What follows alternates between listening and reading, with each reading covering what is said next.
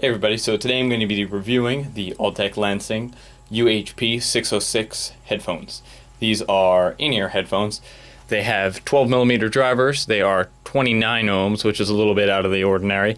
They're fairly large for in-ears. Obviously there's larger and ones that take up the entire inside of your ear, but as for the actual part that goes into your ear canal, it's got a rather large hole. Like if I grab myself a dime here and held it up next to it. See, it's not huge, but it's larger than some, especially the tiny hole in my prior Sony headphones. These are pretty nice headphones. They the one major complaint with them is the cord. Definitely for a $100 pair of headphones, you think that they would have a better cord on them than this. It's not that it has bad quality or anything. But the cord is this plastic cord, and it's not even like the kind you'd get on like a low-end pair of like Skull Candies or something like that. It is actually this like slightly see-through silverish green, I don't even know what to describe it as, cable, but it holds crimps.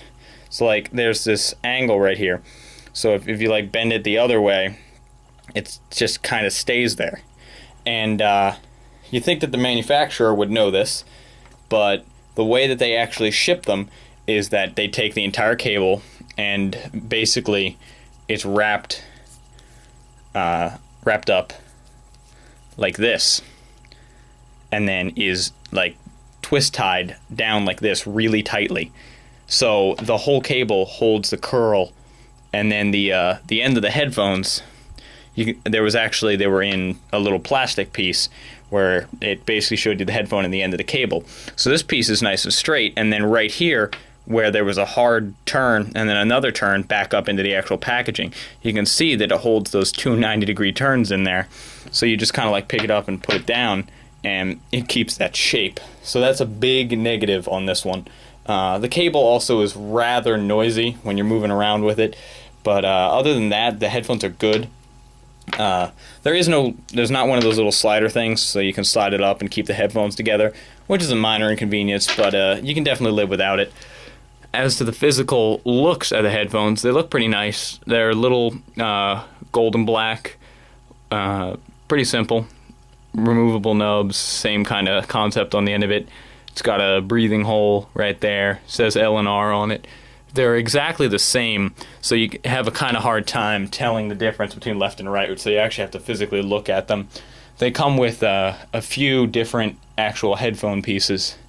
There is a small, medium, large, and then there's also a double flange, which is the medium with a second flange on it, if we get a look at it here. Once again, getting some scaling.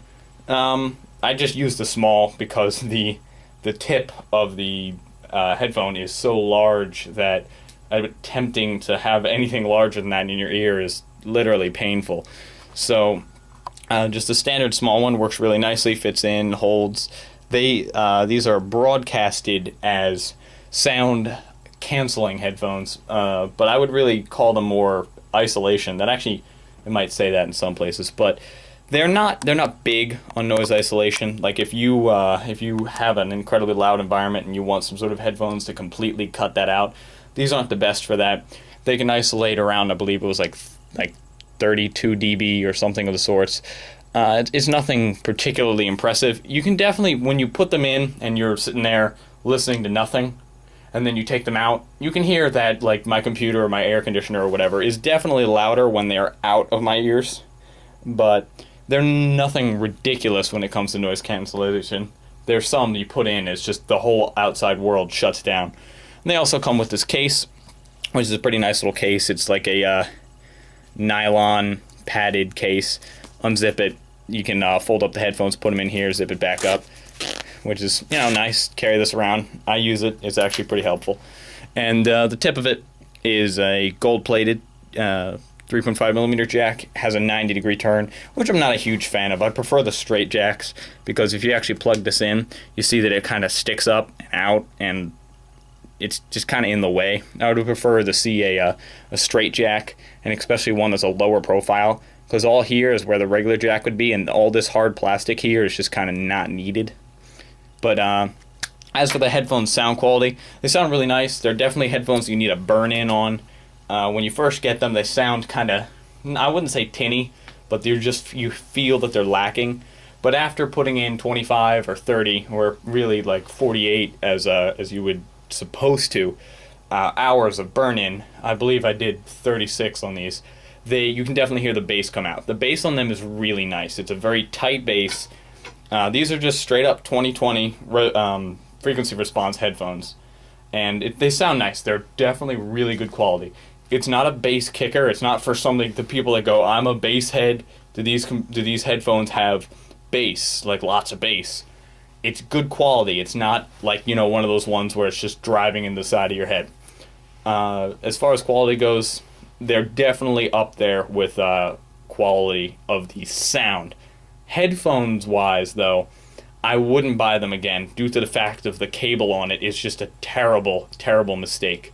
There is another pair of headphones which are much like these. They are the Altec Lansing titaniums, I believe.